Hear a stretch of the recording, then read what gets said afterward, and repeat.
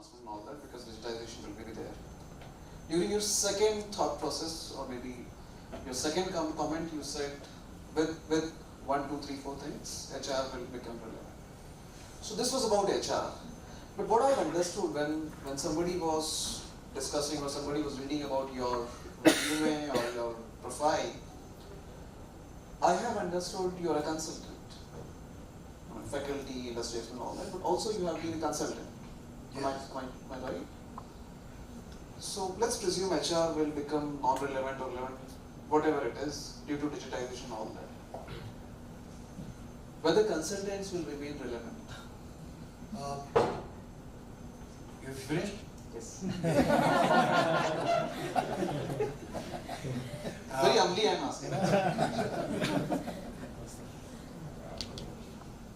I feel consultants will remain.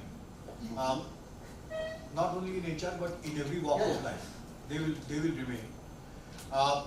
Simply because there is always a gap between, even in the era of digitization, there is always a gap between an idea and how it fits. And the people who are working in the organizations always do not have a time to do this. Now, for example, I work with a small, not very small, but reasonably small fisheries industry.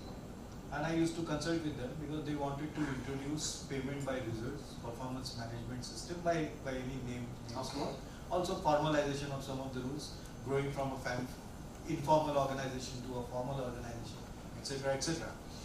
And we developed certain systems. Simultaneously, they had also an ERP plan initiated. So everything was going smoothly. But every 15 days, we had to go there and do the hand-holding for it. And once that hand-holding was done, there used to be a lot of transactional issues which would crop up. And then we had to also rationalize some of the actions. Some of them were futuristic, some of them were immediate. Now with all these types of situations arising, the consultant's role becomes inevitable. And now after about 2 years of what should we say, completing the task or assignment, even now we go for check and follow, saying is everything working all right, and if we need to add something to it or not. So this is one area. I feel in the area of consulting now, the role is more going to be for action, meaning nobody is going to take saying that, oh, I'm giving you an advice, you can do whatever you like. That sort of a consultant is gone. It's gone. Now that consultant will have to be action oriented. He has to ensure that whatever he is recommending is instituted and it is managed. So it is build, operate, and maintain. So this is how I see the consultant's role will change. Great. And I also feel that the immense need with digitization, immense need for consultants in different walks of life, as I see in different parts of the industry. Even if you talk about a nursing home or a hospital, you will need a number of consultants there. I'm not talking about medical consultants. I'm talking about operational consultants in other walks of life. Yesterday I met someone by mistake traveling on the bus, and he was supplying the software for various labs to different hospitals. And he said, "What are you doing? Are you just selling it?" I said, "No." He said, "No, I'm not just selling it, but actually hand-holding them and say that how these results will help them get better results." So he says, most of my time, apart from selling the product, it goes in consulting with them. And for which they're paying him separately. For which they're paying him. And all these accreditations and all sorts of certifications, all sorts of what should we say, regulatory authorities which are coming on the scene, we must accept that everyone will not have that sort of an expertise. Even though we are the company which has got a new software, Watson? IBM has got Watson. I sure even if somebody buys Watson for different applications, now they're getting into more and more applications of this. I still feel that they will need lawyers. They will still need lawyers because you must frame the question properly and then interpret the response which is given. So consultants would be required. That's my. Wonderful. I have, Please, Ravi. I have another thought process why consulting will remain. Please. Mike will remain. Remain on, don't worry. My feeling is when you are in the skin in the game. I'm a full-time employee of the organization. I'm working for XYZ department. May I just intervene for a second? Guys, when I asked this question to Mr. Latte, it was not for the sake of fun or maybe just for the sake of question. The point is, the complete discussion for last half an hour was about systems will take over HR processes. And if you remember, we discussed with Mekla about involuntary termination, involuntary resignation process. So if system is there, what will happen? The whole crux was, over a time, what do consultants do? They advise. Hypothetically, if such advices are given by computers, robots, so from that perspective, the question was whether consultants will be relevant. Please, over to Praveen. So I completely agree with Praveen sir, and then the agreement is simply from the fact that when I am working for an organization, over a period of time, I tend to have some perspective. You need sometimes, or most of the time, an outside perspective, which is completely objective, to take the business to the next level. A consultant very well does that job, and hence consultant will remain. The other aspect of the point is whether machine starts giving you so that sort of advice. Yes, to some aspect, machine will give some sort of advice, which is happening now as well. Even in our business, that is banking, when I put a file of a prospective customer who is applied for some sort of loan, it's a completely templatized application for us. I feed in the data into the system. System throws me a practical decision for me. A human being views that decision and takes a final decision, because there are so many other variables which can actually impact the decision, which a machine at this point of time may not have total grasp of. So there is always a human who takes the final decision as far as our scenario is concerned. Just on a lighter note, as long as consultants will remain, we will make sure that HR also will remain to implement the. Thank God he has not said HR will ensure that consultant will remain. So it was on too lighter note actually. So I guess consultant will remain. Okay, thank you. Mekla, over to you. In a hypothetical situation, let's say you are in a dream and Mekla is HR Devi. Hypothetical. Do I get all the parts? Yes. Could you confirm it? Could you endorse this? So yes and yes. Don't worry.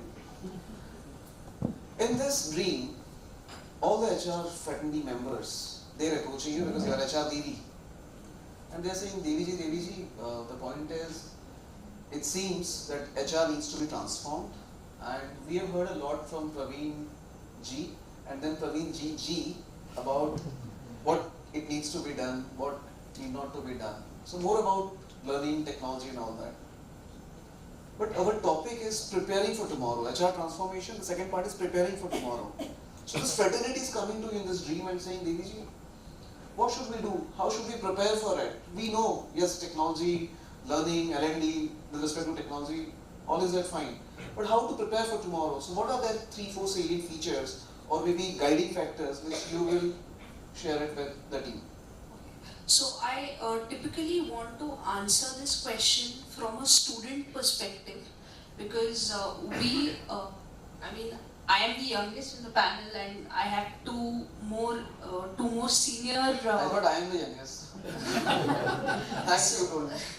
So I mean, taking cues from their experiences and adding my experience to it, and that we have, students who would further, take up HR and would be HR professionals.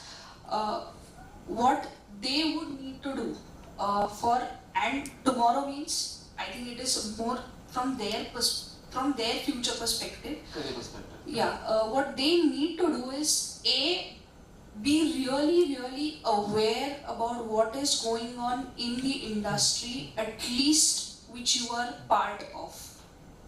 So whether you choose a manufacturing organization, whether you choose a banking and finance, whether you choose an IT organization, whichever you are a part of, be more sure that you have proper knowledge about the industry, because you are not a third person giving opinions about it. You are yourself a part of that fraternity, and that whatever is going to happen in the industry, it is going to equally impact you and your jobs as well. The next thing I feel is we really need to now, as the discussion was about, we really need to get off the the transactional cloak should just go off, and the analytical thinking hats should just be worn. It's not going to be coming in a day. Definitely, it's not overnight that you are, going to be an analytical expert. But definitely, over the period, the kind of experience you get, you would start getting, into the analytical mode, wherein you would not just be, a reactive HR professional, but someone who would be a proactive HR professional. And for that, as much as we push learning and development department in our organization to conduct trainings for the other professionals, we ourselves need to be a part of it.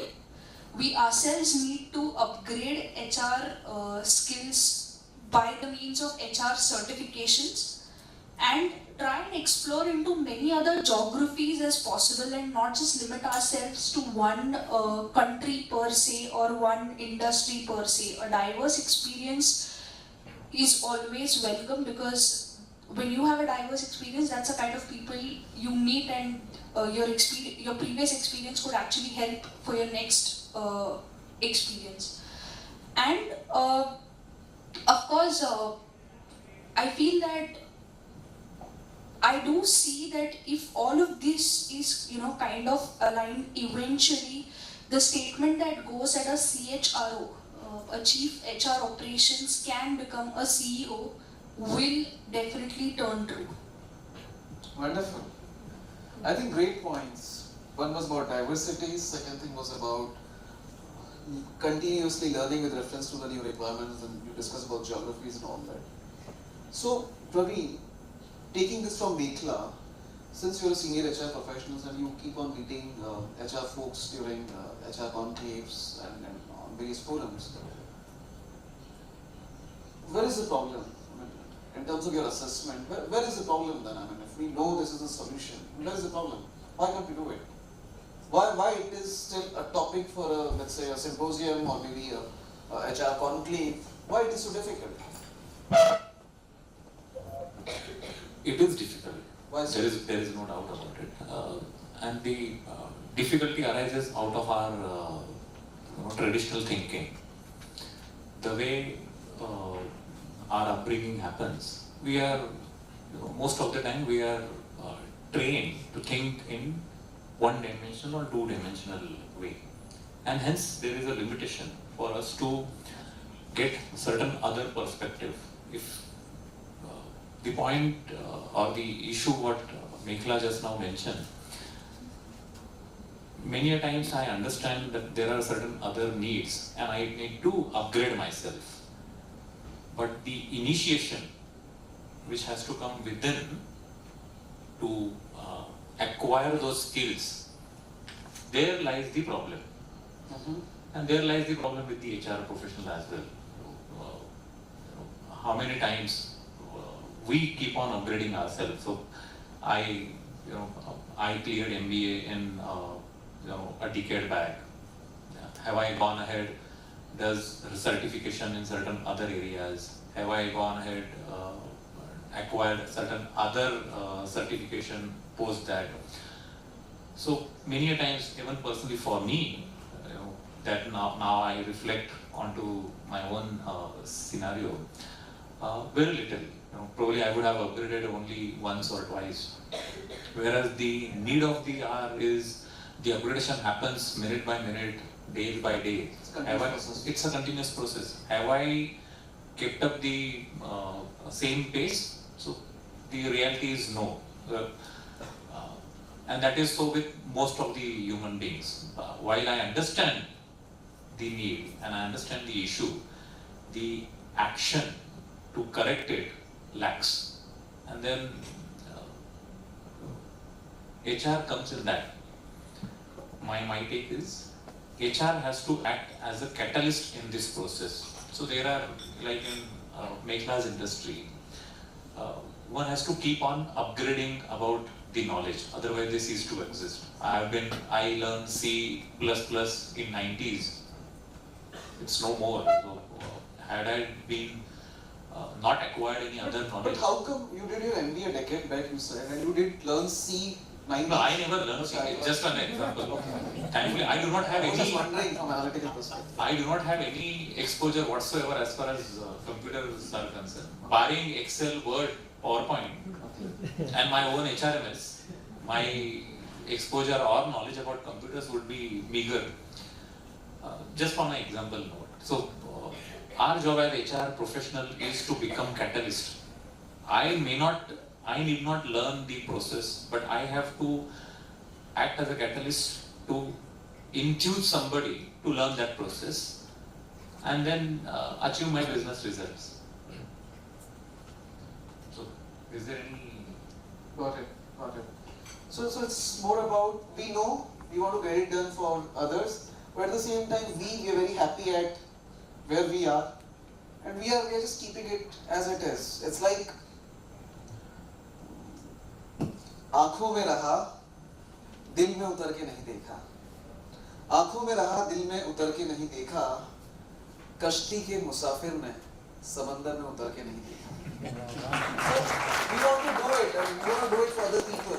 We know what is to be done, but when it comes to ourselves, perhaps we just ignore it. Tikam, can I just add, since now the gathering is of students, so let me just add a experience. In fact, we have invited you for that.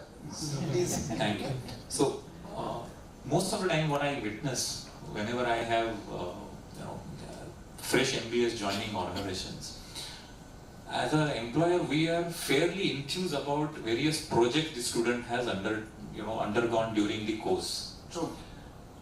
So we keep on exploring how can these sort of projects can be either implemented in the real life situation, or the analytical mind which the student have displayed at that point in time can be used in the real life scenario.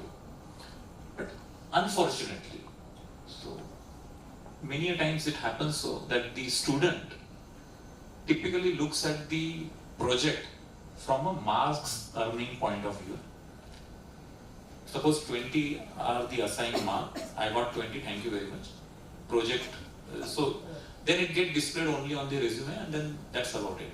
So I have actually witnessed many of the students wherein I asked them, so what was your project in the first year, and then the student kind of struggle to recollect the details about it. Second year, yeah, I did it, but that aspect I did not do it. So my earnest request to you would be, the point which we are discussing now, they know that the project is important, but they know that it is important only from marks perspective. They need to understand from an employer perspective, what are the aspects on which probably I will be selecting student. I do not know him personally. I have only his academics record. Then what are those aspects on which I will probably make my decision about his selection. So these are the final points which probably I will have my hunch. He had actually done, he he poured in his heart and soul in this project. It seems he's the guy who will get going. So then I'll make my decision. But I'm not sure whether it is relevant to this topic, but it just came in my mind, so I thought, let me. Very good one. In fact, shall I tell you the story in continuation? With your permission, can I become a panel member for a while with your permission? Just to extend it to what. So he's talking about, hypothetically, you're talking about somebody who is doing HR, maybe MBA, and doing project. During interview, it is understood, during assessment, it is understood that he has not actually done it, from the project perspective. It is more from a copy paste, prints, file, whatever. Now, this same person, the good part is this person becomes HR, ultimately in the industry. And when this person becomes HR, he doesn't stop there, in terms of MBA project and all that. He keep on continuing this. And what he does is, he, she, whatever, this person will continue to have tick mark things in the organization. For example, if the management is from US, UK, or if corporate office is Delhi, not Pune, so you will have n number of things in your PPT. Boss have done this. We had this particular initiative, which was a leadership training program. We did it there. Then we had this activity of cross-functional team. We had it at Pride, and there will be a number of things on different PPT slides.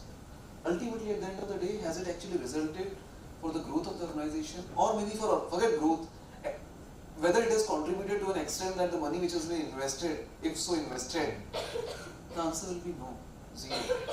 And the jerk of his or her life comes when the person tries to become a leader in the field of HR, and during those interviews or actual presentation, there is nothing.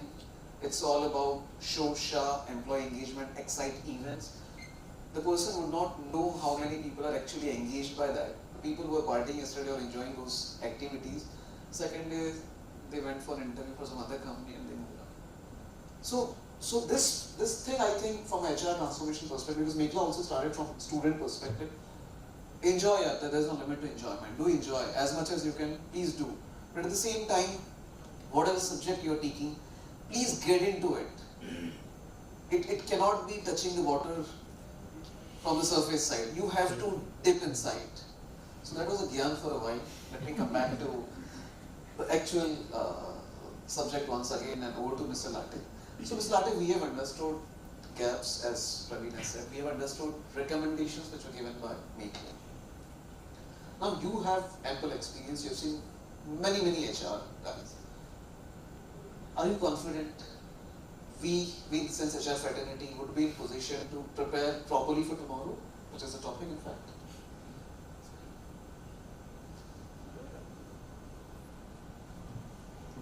So Mike is not prepared for now. Let's talk about whether we are prepared for tomorrow. Hello.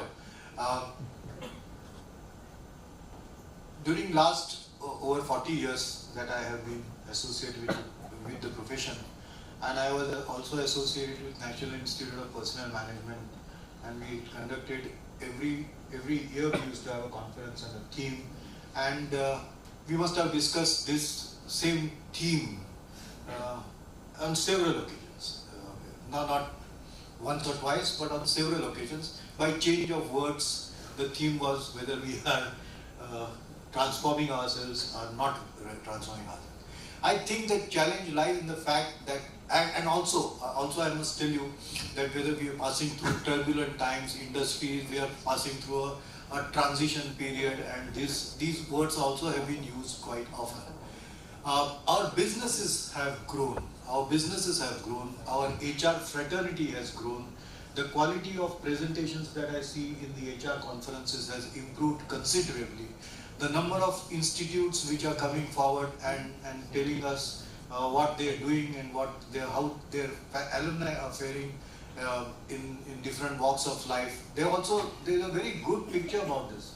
So I feel that HR is coping and has coped with the changing scenario very well, and I am very confident based on my past experience that they will also cope with this challenge and take it in the stride. This is one. I also need to caution, and that caution, my feeling is that we HR professionals need to be little more ambitious. And today they have almost given up the race with other specializations, so-called specializations, and they say in any case we will not become the CEOs of the company.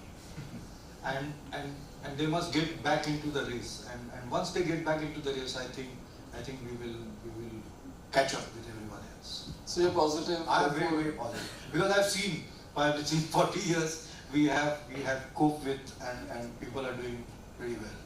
And one feels very elated that they can do this. I'm very happy. Positive. Positive. So मुझे याद आ रहा है कि तिजारत में माया बड़े काम की चीज है. तिजारत माने बिजनेस. तिजारत में माया बड़े काम की चीज है और इमारत में पाया बड़े काम की चीज है. तिजारत में माया बड़े काम की चीज है, इमारत में पाया बड़े काम की चीज है. और जो सारे लोग HR में जॉब कर रहे हैं या HR एज अ स्पेशलाइजेशन ले रहे हैं, वे जारी रखे, क्योंकि इस कोशिश में बुजुर्गों की सदाएं बड़ी काम की चीज है. तो उन्होंने पॉजिटिविटी दे दी है. So you do not to bother and we can continue. We just need to transform ourselves in line with the guidance given by Mr. Latte and Praveen and Mekhla. Over to audience for question and answers. So I will not intervene. Mr. Latte, Praveen sir and Mekhla ji would answer your questions. Please.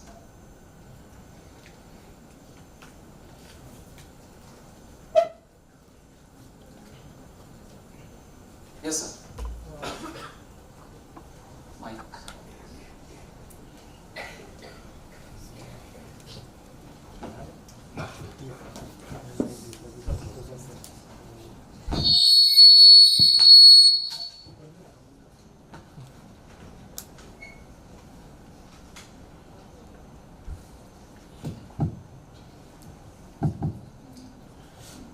My question is to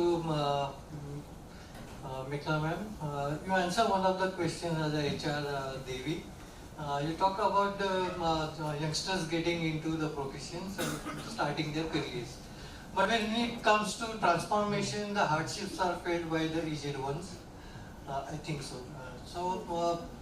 What will you, what guidance you would give to the senior professionals about transformation that is needed and how to get it about?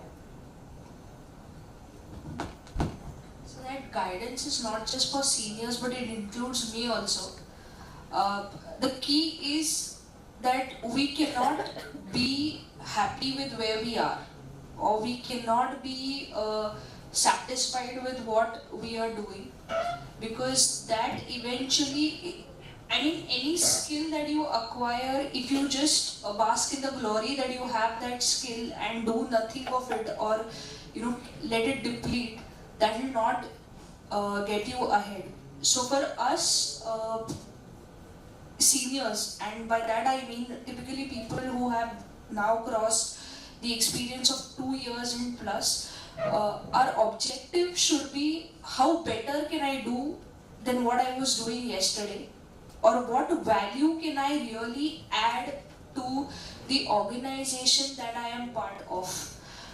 There's this very famous quote by Steve Jobs, and I may not get the exact words, but the essence of it is that every morning if I wake up and I look into the mirror and I don't see myself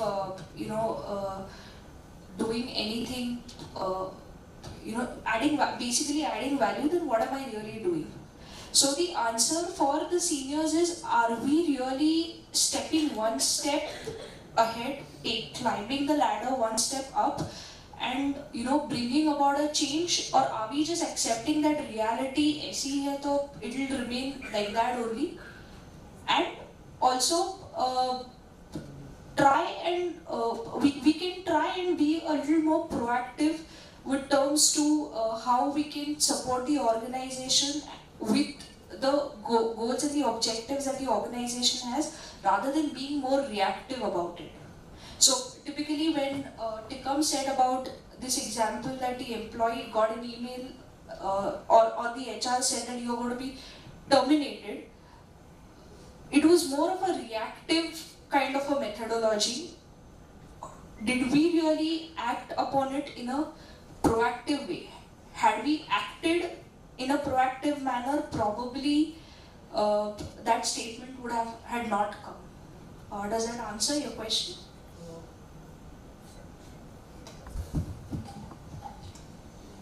See, I was expecting something, maybe may not be. Praveen, you what have you something? See, when we are talking about transformation and real results through transformation, so I need to improve. I need to improve on this aspect and that subject and knowledge and skills. Everyone, more or less, they understand this. But the thing is, transformation does not happen. If it is so easy, if it happens so easily and readily, there won't be any problem. So maybe I am expecting a few techniques for individual. So maybe I am expecting, because you are from HR and so a few techniques which will help individual to transform. Let me take this. Sir, if I may ask, are you from HR or you are not from HR? I am not from. Oh. So let me try to answer this with my present case scenario. So as I had mentioned earlier, ours was a non-banking financial institution in existence for last 8 years, and last year with the banking regulator giving us the final license, now we have transformed into a bank. So now we are a full-fledged bank and a small finance bank. For last 7-8 years, my function, that is HR function in this organization, was tuned to perform the function or perform the task in certain fashion. And those were the need of the hour, so they were complied with the business requirement. Now that we have become a bank, we are in the process of transforming ourselves. As a HR fraternity in this company, we are in the process of transforming ourselves. So what we are actually doing, and if this can be construed as a technique, we are trying to understand what exactly the need of the customer. So when I say customer, I am actually stating the end-use customer. So bank, liability customer, asset customer, so on and so forth. So what are the requirement of a customer? How a bank can satisfy those needs of my customers? Who will satisfy those needs? So who are those employees who will satisfy those needs? What will be their aspiration? What will be their issues? What should I do to help them satisfy those needs? This is the technique which I am trying to learn as an HR organization. So far I was actually into what Meghla has just and Praveen sir has been saying, that more often than not, this department used to perform a transactional role and to a certain extent other developmental role. Now I am trying to understand these such needs. So every department, not only HR, in fact, this is true for all the other departments. Earlier the finance used to only perform certain transactional role of approving certain claims, doing certain deposits. They are also undergoing the transformation. They are also, all the HR, like HR, the finance professional also trying to understand what will be the needs of the business which I, as a finance professional, have to satisfy. So they are also trying to understand those needs. As a HR professional, our job is to prepare the organization to understand those future needs and prepare the human resource to comply with those needs. So these are the probably techniques what I can just top of my mind can mention here. Does it help, sir? Just to add, what you are saying, I just wanted to add a few more points. I think any business model survives, when you are able to understand the pain of the customer. You should not ignore it, like customer is slave to customer. So you need to take it in a very different way. if you are able to understand what are the business pain, this is the first thing which is, which is going to define the success of the transformation, be it a business or HR. The second point, once you are creating something, is it intuitive and simple to use or to understand? If you are done with these two, the third point is coming is, the adoption part. Because if you see a lot of transformations, I can give you 100 of examples where I worked with the companies like Boeing, Toyota and all. They have gone for a big bang kind of transformation, but ultimately they were unable to sustain those. Even if you read the report of Gartner and all, he's saying 80% of the transformational program get failed only because they are not understanding the people aspects. Because when you talk of transformation is going to bring a lot of change.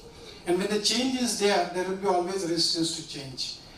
Why this resistance is there? Because for me, it's a journey from a completely known world to an unknown world. And there will be always a lot of anxiety for that. So if you are able to, convince the users or impacted stakeholders, now this particular transformation is going to bring this benefit to you, and it's going to help you in terms of doing your job in a more easy way, in a more prompt way, in a more simple way. And the fourth part is where I think we come into the picture is the HR.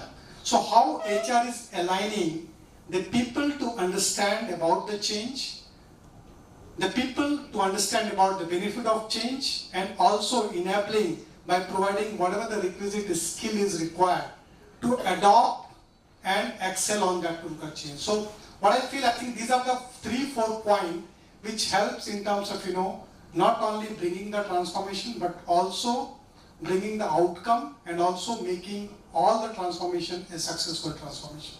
Thank you. Thank you, sir. We can take one more question. Anybody from audience, please? Hello. Yes, please. Good afternoon, everyone. My name is Yogesh. Being a first year student of MBA, we are always thinking and always confused about what to choose as our specialization in second year. When we do ask others what I should have to choose, they say about finance, marketing, but when they never talk about HR. But when we ask them why not HR, they say if you are in finance, marketing, directly you are contributing in companies' earning. So my question is, even now Madam said, if you are working in any type of industry, you should aware about it. If I want to choose HR, so can you please tell us why we should choose HR or benefits of HR? Thank you. I think Mr. Latte is with the highest experience, so he would be the right person to comment on it. HR is a good profession, and that's why you should choose it.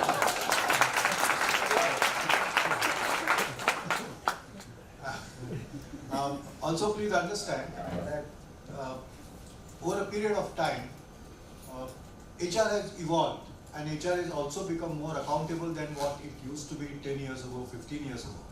So to that extent, we are almost on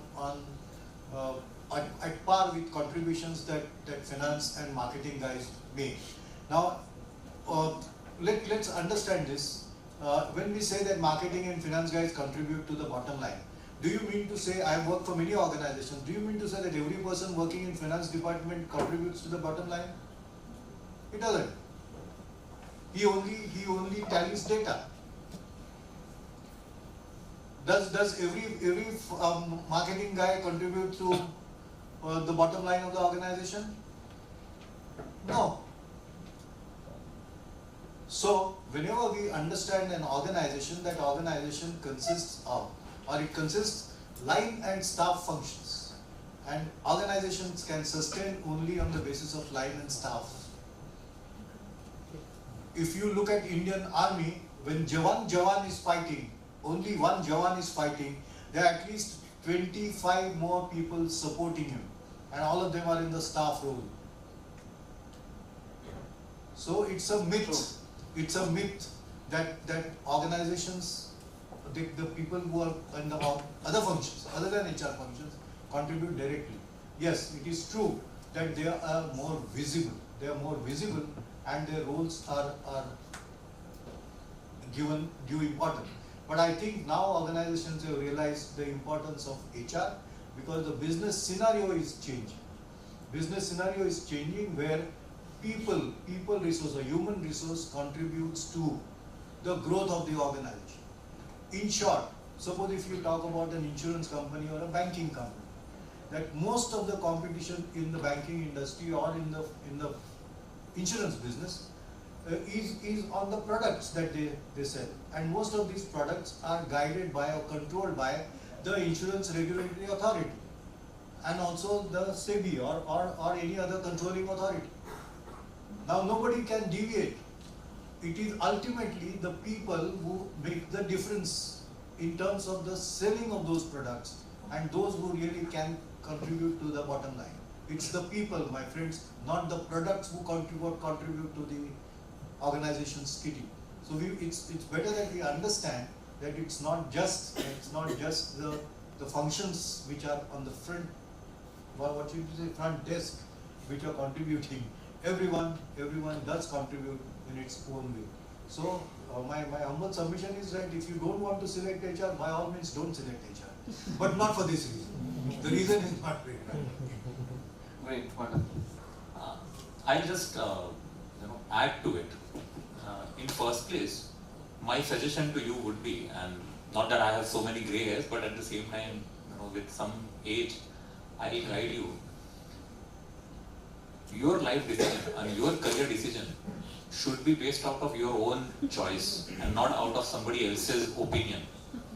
Number one. Number two, it is fairly well-established fact that if you have inclination towards that profession, then only you will succeed. If you are good in numbers, you will succeed in finance. If you are not good in numbers, probably you will not succeed in finance.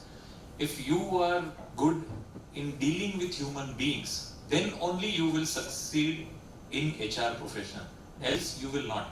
So one has to actually understand what I am good at, or what is that area which excites me. If dealing with people excites me, you should actually, without any second thought, jump into HR.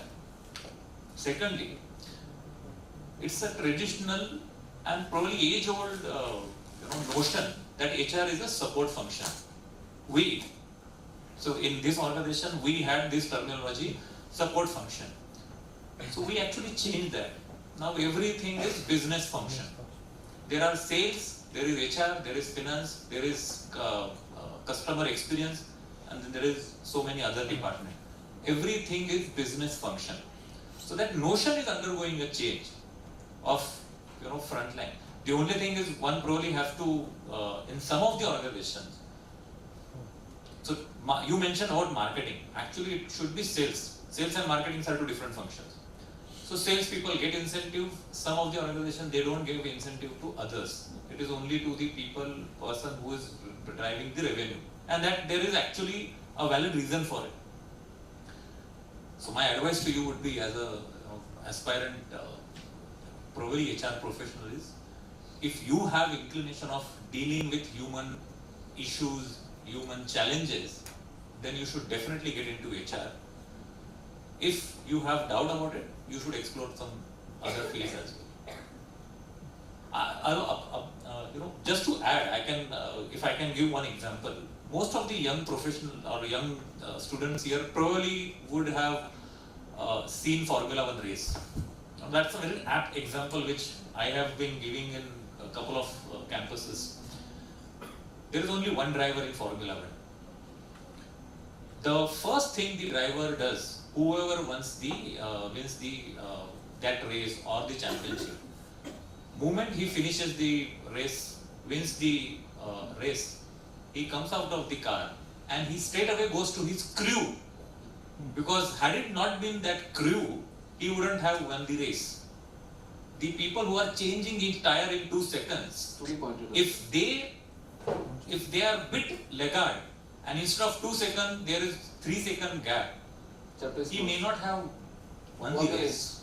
So please understand, even by the traditional label of support function for the HR, if we do not exist, then probably there won't be anybody to address the human issues, human challenges in the organization.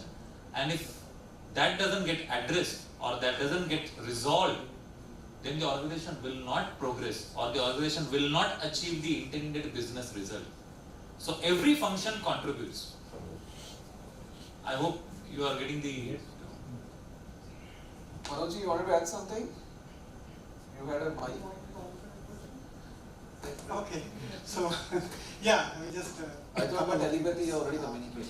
I do a two model right now, where I wanted to squinch his question. He's saying if finance can contribute to the top line, that is in terms of profit and loss of the company, and also the marketing, why not HR?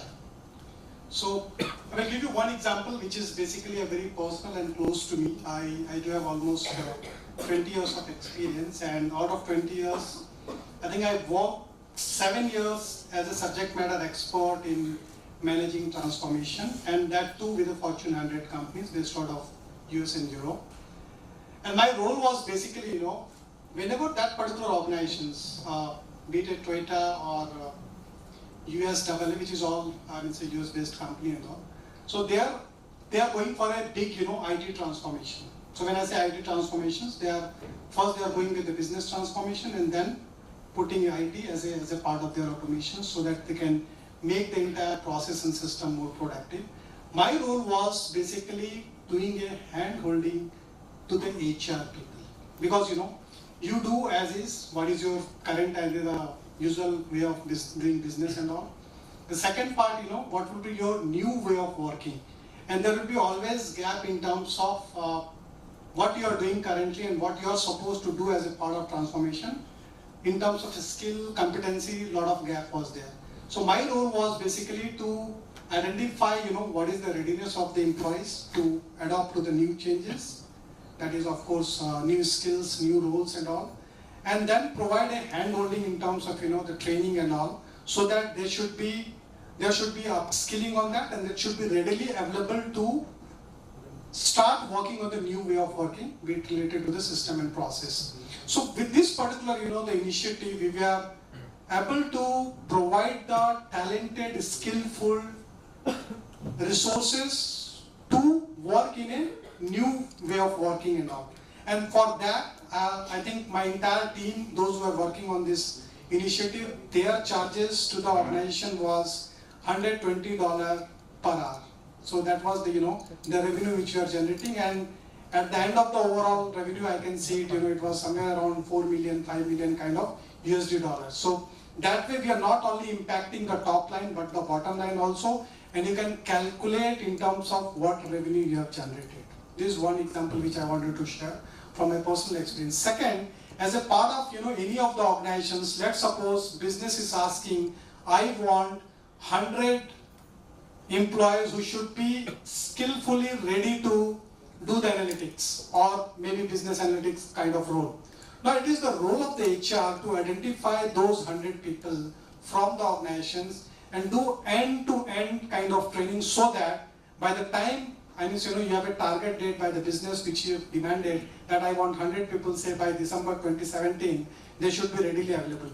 So of course, you are not seeing that you are generating direct revenue, but you are enabling the business to generate the revenue. Because whatever the effort you have put it as a part of your competency development program or a skill development program, I think they are going to contribute and their value will be basically adding to the services and the product of the company, and HR is enabling on this particular part. So don't feel that HR is not contributing. Yes, they are contributing. It's only a matter of things that how you are calculating. If you are calculating in terms of the time you have put it up, providing a training and trained employees who is readily available for the deployment, I think you are contributing. So don't get demotivated. I'm saying HR has a big future. The only thing which I am right from the morning is challenging that be agile, be vibrant, be catalyst, be change agent, then only you can survive. Otherwise, if you are getting into a laggard kind of thing or a lazy kind of thing, I think your survival will be always questioned. That's all. Wonderful. So, may I also flow with the wind for a while? Have you got the answer, by the way? Where is gentleman? Have you got it? क्या लेने वाले हो specialization में? Finance. Can somebody hand over the mic to him? Be honest, don't worry. Yes, I got my answer. Thank you. What kind of specialization you like? I'll choose HR. He's being diplomatic. No, definitely. Okay, wonderful. But with your permission, I would just like to add something, and then I need an interaction with you if you allow me. You can stand up for a while. So I said stand up and he stood. So that's the power you get when you're at the other side. And we all are from HR, so at least at this moment we have that power. Tomorrow, after this session, I don't know what will happen. But so you have this empowerment when you're in HR. So maybe in terms of discipline, whatever, in terms of contribution to organization goals, yes, you have an empowerment. So let's play a game for a minute. Because I also have an objective to engage you till the time Mr. Latte comes back. So, point is, I'm presuming you're a CEO of a company and you have got only 5 employees. Everybody is contributing and the salary of these people, as team members, is, let's say, 15% of the overall revenue of that month. And 5 people, so 75%. And 25% is the profit. So you are a CEO, you are owner of the company, and 5 employees are with you. So first 3 months, all is well, you can say like this, all is well. 4th month, you come to know that one of them is not contributing. So you said, okay, that's okay for a while. 5th month, you see, yes, it's happening. That person is not contributing. What will you do? We will have to check why he's not contributing. Then Okay, we'll check it. he's not contributing. Okay, so definitely if anyone is not contributing in his, not handling his job, given work, so company will remove him. What will you do? Forget company. You are the owner. What company will do same? What will you do? Same. I'll give him one more chance. So 6 months he is not performing. Then after 6 months we have to remove him. What you will do? Yes, I will remove. Sure. Yes. So just imagine for a while, we have got this very sweet gentleman who's sitting here. Since how long you have been with this microfinance? Now banking? About 1.5 years. 1.5 years. And your overall experience is more than 15, 17 years. So when your friend said HR is not contributing, do you think since last 17 years, Praveen, last 40 years, Mr. Latte, I have also been there since last 12 years, whatever. If people are not contributing, do you think business will carry them? Certainly not. So it's not about contribution, certainly. If anybody is there in any of the business, and we're not talking about a couple of companies, you see across companies there are HR departments. So somewhere it will be 2-3 people, somewhere it can be 200-300 also, depending on the size of the organization. So certainly people are contributing. What you need to see is which are the areas where your interest lies. That is one. At the same time, can you harness your skills in terms of professional side? For example, I love poetry. I like poetry. But कविता से पैसा नहीं मिलेगा. कविता से मेरा घर नहीं चलेगा. मुझे अच्छा बहुत लगता है. फिल्में देखना अच्छा लगता है. मैं फिल्म बनाता भी हूँ. But मुझे यार उससे पैसा नहीं मिलेगा. Professionally वो मेरा एरिया नहीं है. So you need to differentiate personal side, because since Praveen, I'm having a different opinion on this side. अच्छा लगना ना लगना अलग बात है. मुझे बहुत सारी चीजें अच्छी लगती है, but quite possible I may not be getting an income out of it. So professionally, whatever you like, so you need to understand finance, HR, whatever it is. Just try to understand. In the next, let's say 1 year time, you're first year, right? Yes. And take a thoughtful decision. Don't be in a hurry. Believe me, every specialization is good. It's not about marketing, finance, HR, whatever. Everything is good. You need to ensure that wherever you will get in, you will get something out of it. And at the end of the day, you will have a good sleep, because you should feel you have actually contributed. Whether it is an organization, whether it is your own career path. So Mr. Ladi is also here and I've also contributed to this discussion. Thank you so much. So that's it for the day. For this discussion.